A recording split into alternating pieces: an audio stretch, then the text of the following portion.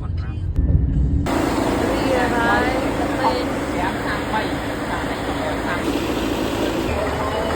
Cô đơn xin nhận bác bố, nâng bông đá.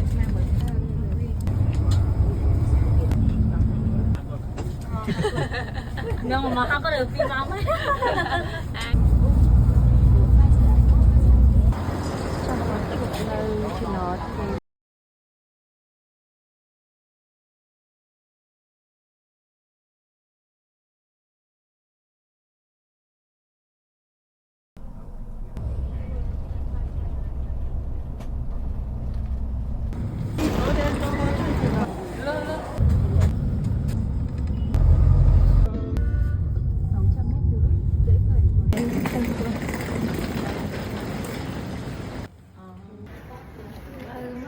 Man check in hay color change the bunk with this is where we stay home away Kika vậy chứ mẹ nào mà to sao nó không tụi anh đi không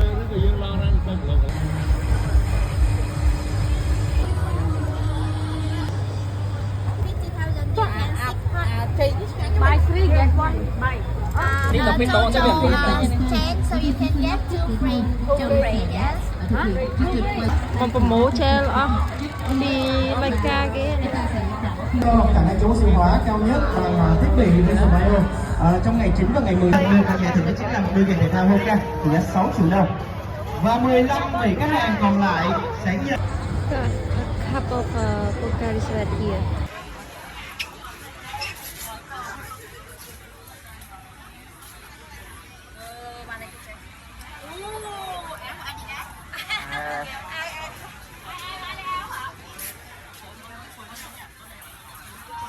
size S size S S